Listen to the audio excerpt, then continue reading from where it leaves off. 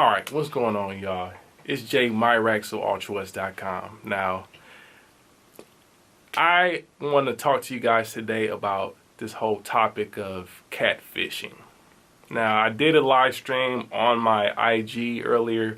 Unfortunately, it did not simulcast the way I wanted to YouTube as well. So if you already saw the IG conversation, you probably don't necessarily need to watch this video, but I wanted to just talk a little bit about this whole catfishing thing. It's a real thing, and it happened to me online as a producer. So essentially, if you're not familiar with what catfishing is, first of all, if you haven't watched the show, basically catfishing is when somebody is contacting you online semi-anonymously, but actually as an imposter, basically, or actually acting as another entity that may actually be a real person, but they're acting as that person and posing as that person in your in their dealings with you. So they're really trying to coerce you to believe that they are a different person than who they really are. So catfishing happens. If you haven't watched the show, you know, it's a thing that is a reality of the internet, especially when we're dealing with a situation where social media is inviting a lot of people to post pictures and post content and other things, right? So then you have this situation where you potentially now have enough information about yourself online that allows you to get manipulated or get basically taken advantage of. And the problem is now, how do you deal with that? And also, what are some things you can do to protect yourself against being catfished, especially as a producer? You know, producer, you're putting, if you're working online, you're probably putting your beats up and you're probably doing all kind of things to promote yourself as an artist or as a producer. And you want to make sure that you don't put yourself in a situation where your ambitions and your drive to get things accomplished as a music producer, you don't want those things to put you in a compromising situation. Now, I'm going to tell you about a situation that happened to me about 14 years ago. So 14 years ago, I was on the internet posting. I started posting as F Major probably around 2004. Before that, I was posting as Focused Master, and before that, if you was really like, before I really was starting to get active, like I posted as Emancipated Mind as a rapper. But you know, most people know me either as Focused Master, FM Productions, F Major, and you know, now Ultra West and J Myrax. And J Myrax is my Justin Myrax, you know. And you know, you have a lot of information out there, and you know, there's a lot of stuff that happens when you start posting online. You start to build a rapport with people, you start to create a network, and you start to you know, find a lane for yourself, especially at that time, because that was a time when there was not real sophisticated social media. You're talking about 2004. I was dealing with internet forums. Internet forums were kind of interesting, right? Because internet forums allowed anybody to sign up. They didn't vet you. They didn't make you verify your stuff like they do now on Facebook. Like now Facebook will ask you to verify it with your phone number, and then sometimes they ask you for your identification, like real talk. So you know, they weren't doing that sort of thing on forums, so it allowed people to just get on and get active and talk about whatever. And I would say, you know, for the most part, maybe about 80% of people that I dealt with online were semi-legitimate for the most part. Most people that I dealt with weren't necessarily trying to do bad stuff, but you know, there were some people online that essentially looked at online as a way to get people to get emotional. Like, you had a lot of trolls. You had a lot of people that, you know, would want to say stuff to instigate fights and all this kind of stuff. But, you know, for the most part, I would say that people were more interested in building their brand and networking and promoting their music on forums. And that's what made it a great environment. And I was able to make a lot of connections. Like, I met a lot of like great producers. You know, I met people like Ill Mind and M Phases and a lot of other really dope producers. But anyhow, one of the forums that I used to post on back when I was starting, you know, 2003, 2004, I used to post on this site called dubcnn.com.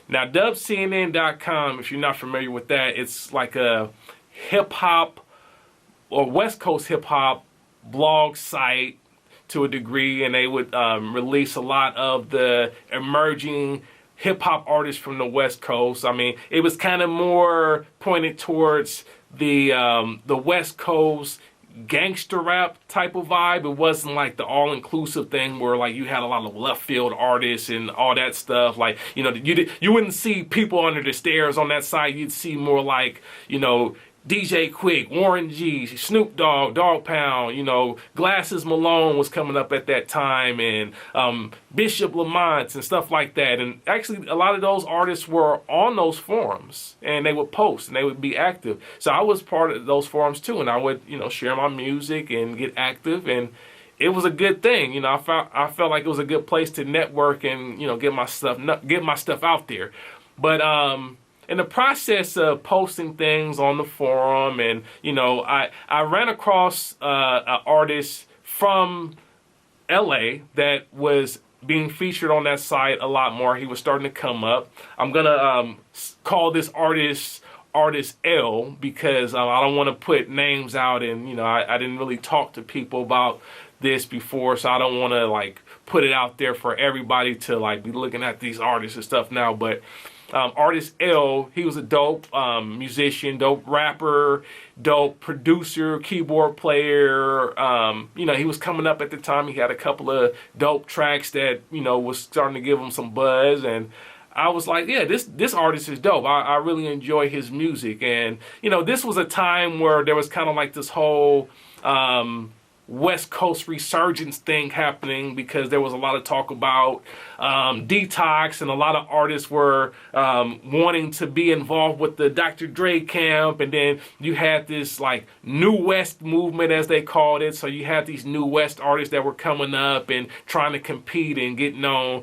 And I felt like the artist L was, he was a part of a new West Coast resurgence at that time, but he wasn't trying to be a part of all the, you know, the mainstream like that. He was more so kind of doing his own thing, because he wasn't really the type of artist that could fit into that classic mold of like this gangster rapper. Like he knew the West Coast styles, but he kind of was a different type of person, and, you know, I respected him for that. So I wanted to work with him because I thought that he could be a good artist, and, you know, we both love the sound, but definitely, like, I'm not a gangster.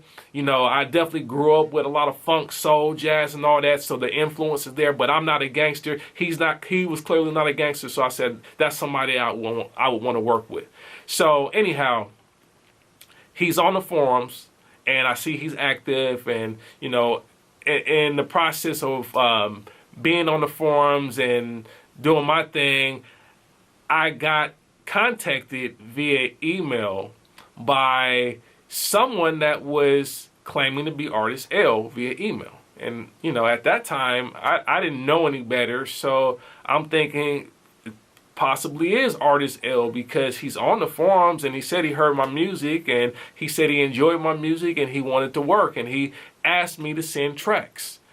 And I'm like, sure. I'm thinking like, man, and everything I was hearing about working with artists at the time was consistent with like you get your music out by going out, getting in front of people, handing your beat CDs out, and you send your beat CDs out as well, because this is like 2003. We weren't Dropbox stuff. We didn't have like major cloud storage and all that stuff. So if you wanted to send a collection of songs or beats, you sent it via snail mail on a CD.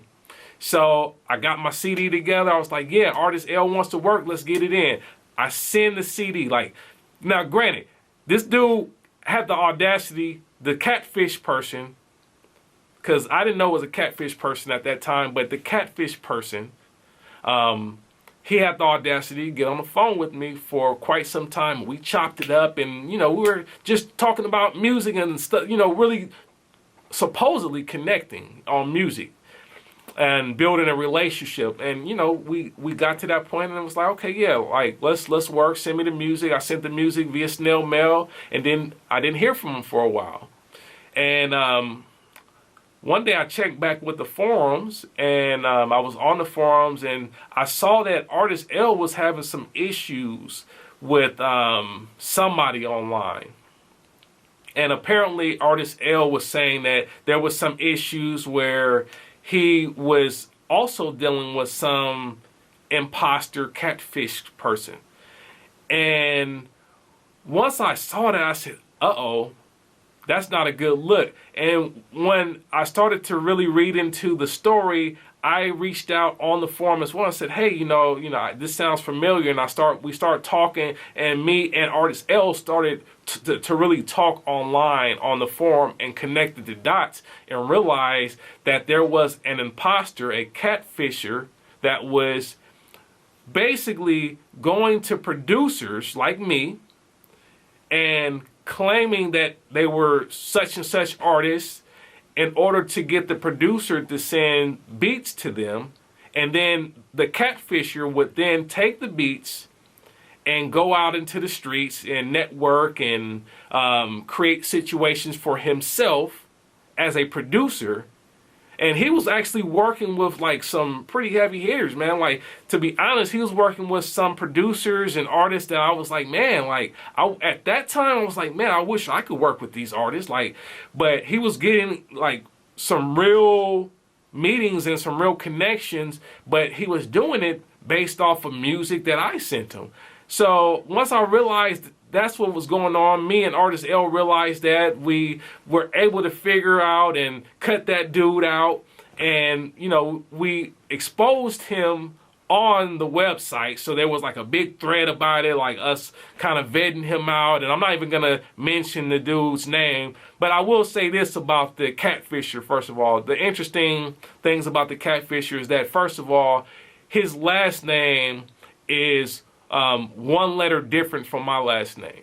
So, that alone is already kind of creepy, right? So you got a guy that has a last name that's really close to your last name, but then he's out in the streets claiming to be me, at that time, F major. So that was really problematic, right? Because he's claiming to be F major and his name is similar. So there's a possibility now that somebody could really think that this guy is me, because he has my music and he has a similar last name. But we figured it out. We closed the case on that. And me and artist L actually formed a relationship later. We started to work together. We actually created a lot of music together. We formed like a really close camaraderie as music producers. And, I would go to his place and record with them, and he would come to my spot sometimes. I put him up on Logic and a lot of other stuff. So we actually made a connection and did some collaborations. But it wasn't all a loss at the end. That's what I really want to say. It wasn't all loss. And, after that, I was like really precautious really cautious about what I was doing online and how I was dealing with people. So I started to retract from online a little bit. And, that takes me to maybe about 3 years ago, 2014, I got an email, and it was coming through my website. So, at this point, I'm known as J Myrex. That's my real name. Justin is my real name, but yeah, J Myrex, altruist.com. You guys know that if you watch this show or watch this channel. So somebody contacted me through altruist.com saying I would like to speak to the owner of this site, and he basically said something to the effect of, I heard your music through a associate of mine that was at South by Southwest, and I really liked what I heard. I am Snoop Dogg's manager. I also manage YG and DJ Quick, and I would like to work with you. Snoop Dogg is currently working on his new album. He's done with the Snoop Lion thing, and he's now transitioning to working on his hip-hop record. He just finished up his album with Dame Funk as well, so he's looking for beats, and I'm looking to hear more of your catalog. So can you send me your catalog of beats so that we can start working with you and get you on this new Snoop Dogg album?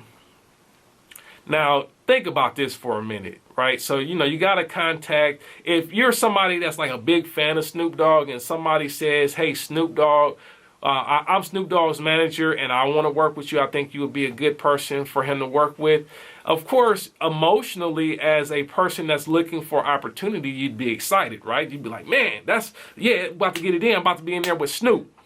But, 2014, I would say I've a lot more established, a lot more seasoned at that point. 2014, I've been a music production person for about 13 years at that point. My network is a lot better. I'm a lot more educated. I've had my share of like real experiences with major entities, major record labels. I've worked with a lot of different music producers, like big time music producers and artists at this point. So I kind of know what the deal is now and how things should go. So, I got the email, but then the dude takes the next step and gives me a call, and we chop it up, and he's telling me all this stuff like, yeah, Snoop is doing this, and people were talking about this on the album, and he like trying to hype me up and get me emotionally involved so that I would send him music. Now at this point, because I had dealt with so much stuff, my mind is like, let me vet this guy out. I'm not a young, impressionable music producer at this point, and I'm not desperate for any opportunities with anybody at this point. So let me see what the real deal is. So I connected with one of my producer buddies that works with Snoop Dogg, and I was like, hey, do you know Snoop Dogg's manager? And is this Snoop Dogg manager's email address? And I sent him the email address, and he said, that's not his email address. This is the email address that I have for Snoop Dogg's manager. Do you want it? Do you need to talk to him? I said, no, it's cool. That's all I needed. Thank you for verifying it, and we kept it pushing. But, when you have connections, you can do that kind of thing and help and vet people out. So, I was able to figure out that the person that contacted me on my website wasn't really Snoop Dogg's manager. And once I realized that it was a Snoop Dogg's manager, I understood at that point that this is probably the same guy running the same game. Because basically the game is to get you emotionally involved enough to do things that you normally wouldn't do. Try to get you emotionally attached so that you can act irrational. So I realized that this probably is the same person, and I cut him off. There's a lot of other things that I probably could have done, but I just chose to not even deal with that person. And, I didn't send music or anything like that because I was well beyond that point, and I didn't need to send music to them anyhow. But I didn't follow up with that at all and kept it pushing. But today, actually, I had an interesting run-in online. And it went something to the effect of this. There was another artist that I'm Facebook friends with. Don't know them personally, have not worked with them. Actually know of their music from back in the day. They were working with other, like, legendary producers in the game. So I knew of them. I knew their work, respected their work. I'm going to call this artist R. So Artist R basically made a post asking about drum machines and stuff. And you know me. I that's what I love to talk about. You guys know that. So I wanted to help out, and I said, hey, you should do this with the drum machine, or you should get this drum machine. Or actually, the answer to the question was you should have whatever drum machines fit. Like I told them get both because I think both are great. But anyhow, once I made the response, the artist R comes back and says, after all the stuff that you did to me and my group, and I was like, huh? Because I'm just trying to help. I'm throwing out some information, trying to help. But I said, huh? I don't understand. What do you mean?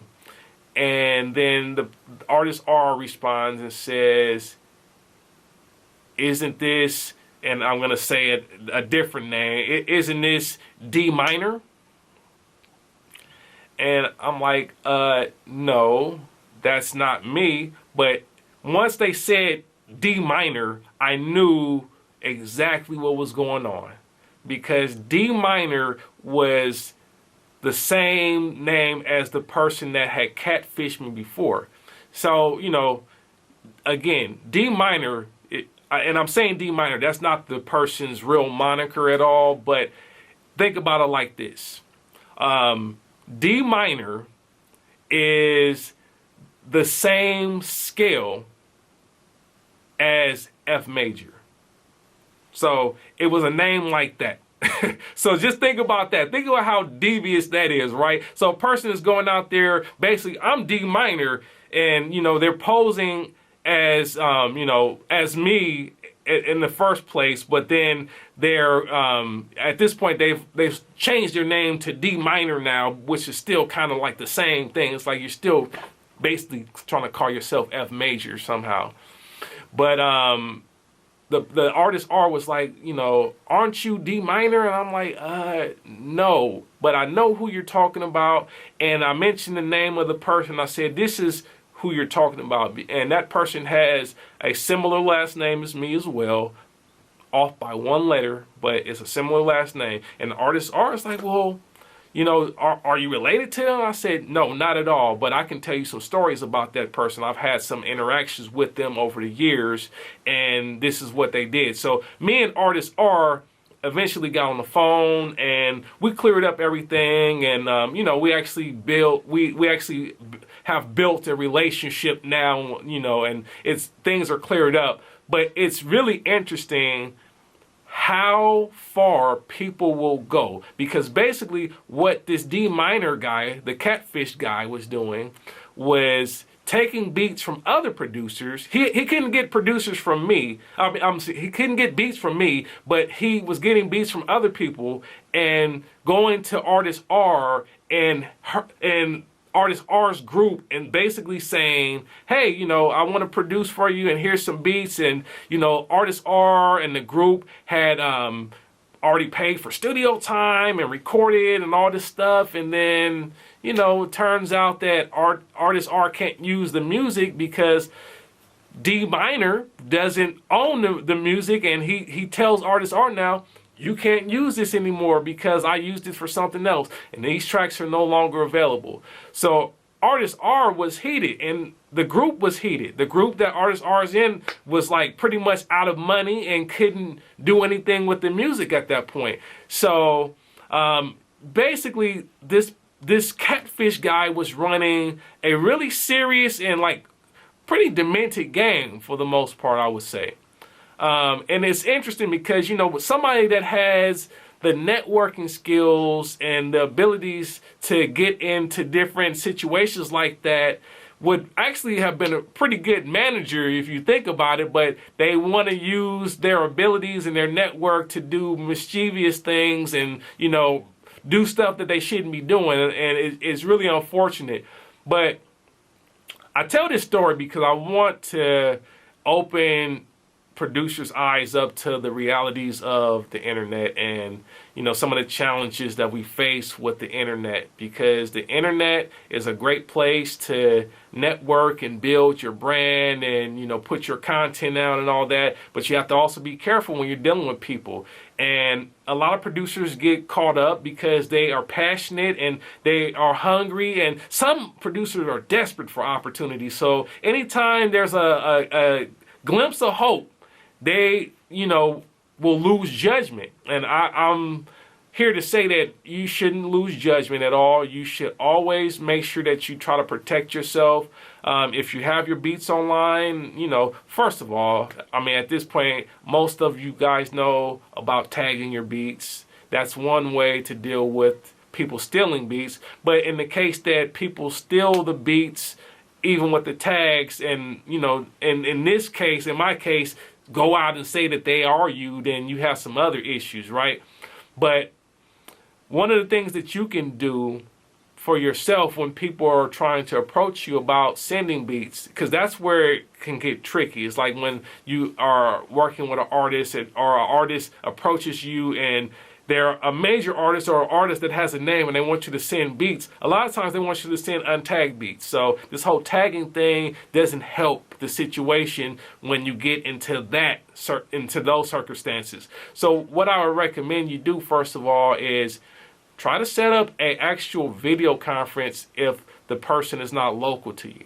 If they can't meet with you locally because they're a major artist and, you know, they live in, you know, say New York, and you live in Idaho somewhere and they love your music, but you can't get out to New York somehow, try to at least set up a video conference so that you can start to establish some sense of the person actually being who they really say they are. Because otherwise, if you're just sending beats to an email address that, you know, some A&R or somebody put up, email addresses are tricky. Email addresses can get hacked. Email addresses can get compromised, or they could just be being used by somebody other than the artist at the end of the day. And you don't know where your music is going, where it's going to end up. Like the person that's controlling the email address may be going through the beats and taking some for themselves and sending the other stuff to the artist, and maybe sending the beats to their homeboys and whatnot. And it can get really messy really quickly when you're sending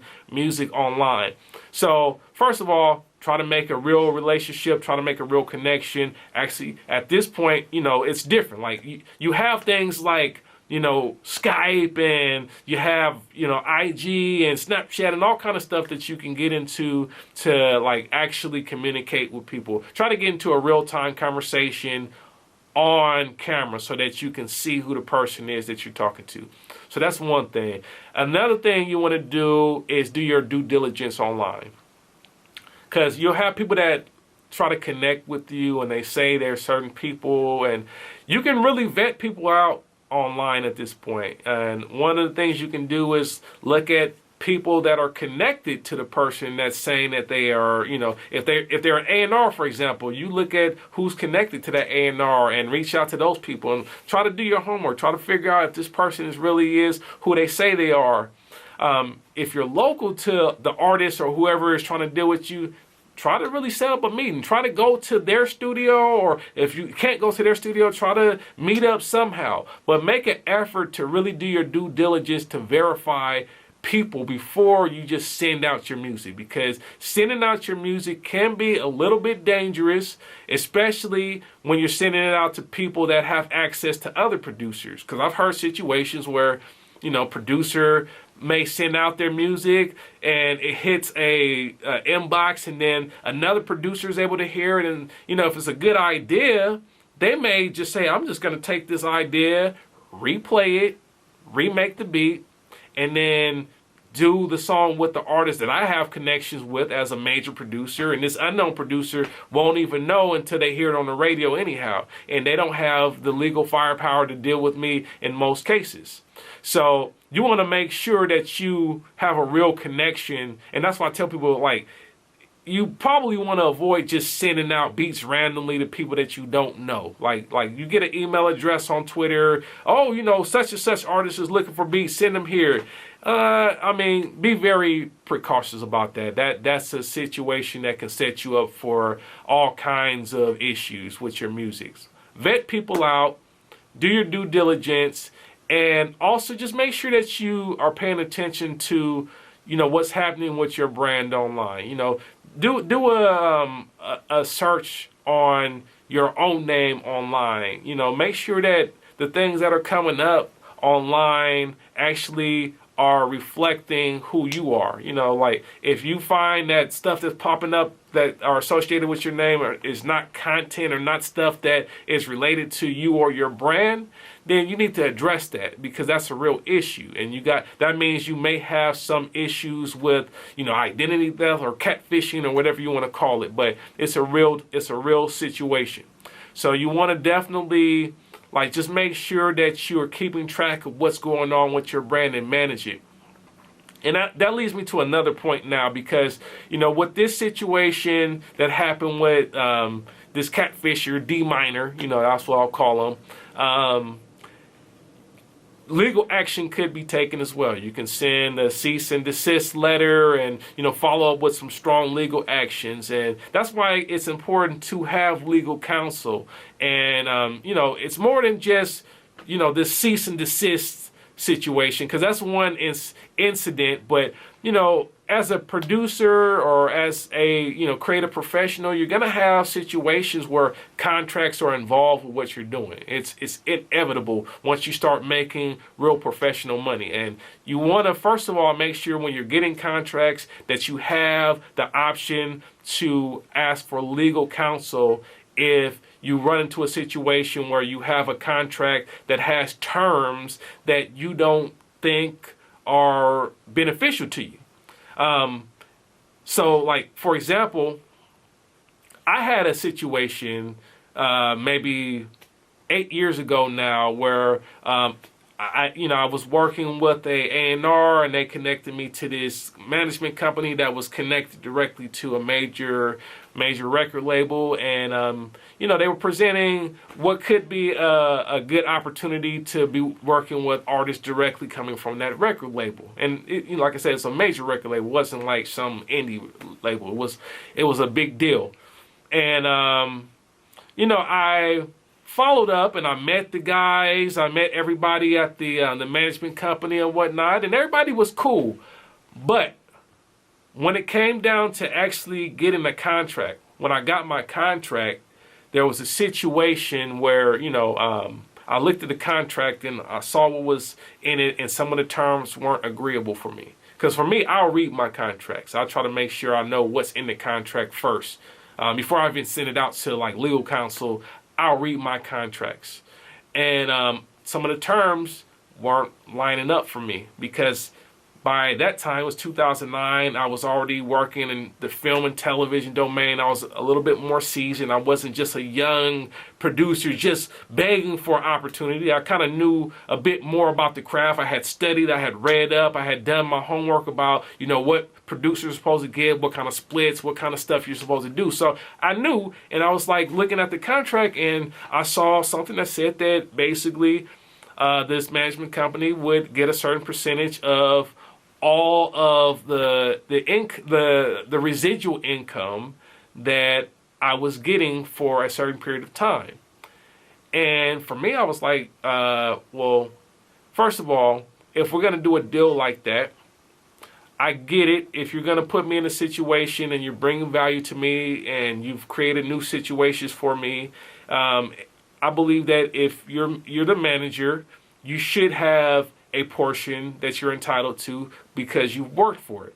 But at that time, I'm already getting residual income, like royalty checks from film and television work.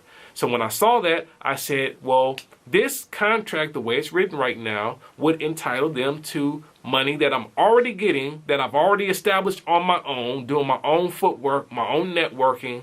You're now binding yourself to a contract that could potentially give them rights to your residual income from other sources. And that was a no-go for me. So what I did was I went to my lawyer and got my contract that they sent me redlined, so that I can, redlining basically is when you send the contract to, say, legal counsel, a lawyer or something, they review the contract and like they'll put a red line under all of the points that they feel like are questionable or things that are not beneficial to you, and they might write a suggestion on what the wording really should be, so that you have a contract that actually makes sense and that is favorable for you, or actually at least mutually beneficial and not lopsided.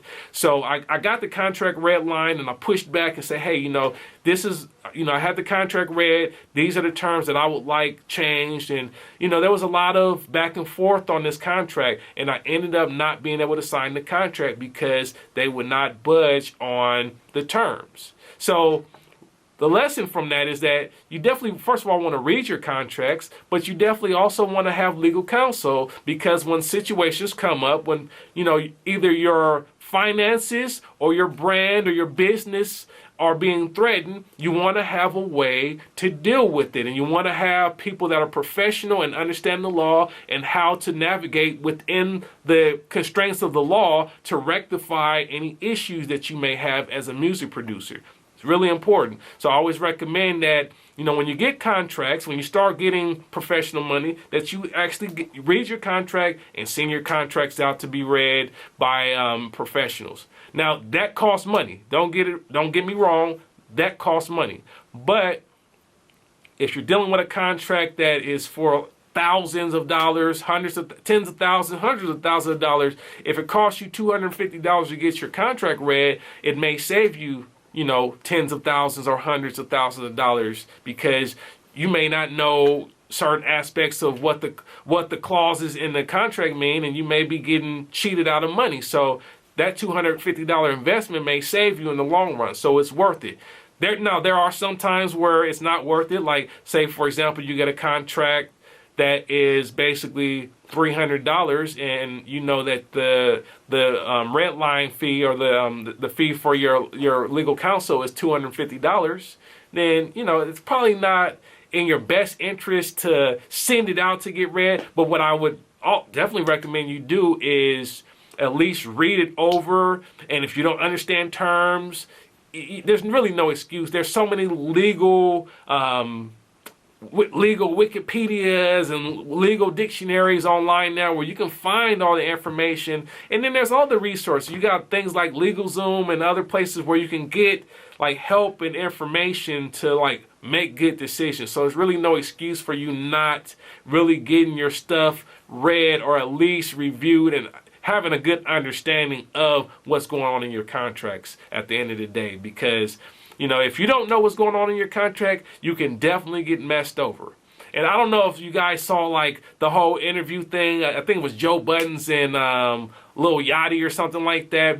And basically they had a conversation about what's going on with hip hop, and they were talking about Yachty's career, and Joe Budden basically put Yachty on blast and said, hey, do you know if you're in a 360 deal? He said you probably have a 360 deal, and basically Yachty didn't really know if he was in a 360 deal or not.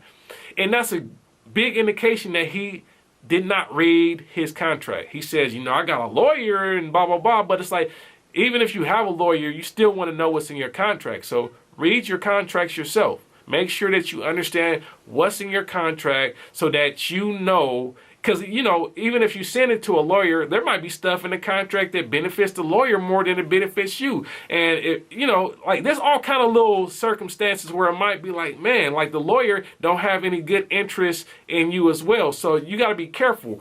But I would say for the most part, if you got a good lawyer, then it's just about you doing your due diligence also to make sure you know what's in it, so that when you start dealing with the lawyer, you have at least some expectations of what they're going to address in the contract. Now, as a disclaimer, by the way, I'm not a lawyer. I'm not really here to give you legal advice at all. So, for any legal matters, please make sure that you do seek legal counsel. Don't just take my word for it, but I'm just giving you my opinion based upon my experience. You definitely want to make sure that your contracts are being read and that you're reading them and that you're knowledgeable about what kind of contracts you're binding yourself to as a producer. So that's just another additional tip, because I find that a lot of producers don't read their contracts. They don't even, they get a contract and don't necessarily even know how to take the next steps, like they don't know how to get paid or how to do, the next things that they need to do in order to fulfill the contract. And that's a problem, right? You need to know what you need to do to fulfill your contract. So anyhow, that's what I want to talk about. Like I said, I did this stream. I talked about this in the IG stream, but I just wanted to share this with my YouTube community for sure. If you haven't already done so, make sure you check out the Sound Mind Sessions. That's a 6-part video series that I have on my website right now. It's free for music producers. Just need to go to the website. I'm going to leave a link in the video description, actually. So once this video is over, go ahead and click on the link in the video description and go sign up, man. Like, it's a real good course. Like, it's a lot of value, lots of things that you need to know to navigate in the music industry, and it helps you to understand how to get your money. You know what I'm saying? Like, I really want to empower music producers to actually succeed out here and really understand how the industry works so that they can be prepared to, continue to build the industry. We got to have some continuity in the industry. So I gotta pass on the education and knowledge to y'all. So sign up for the course, man. It's free. Like, no excuses, guys. Anyhow, man, that's it. I just wanted to share that with y'all. You know what? Until next time, I just want to tell you peace and God bless.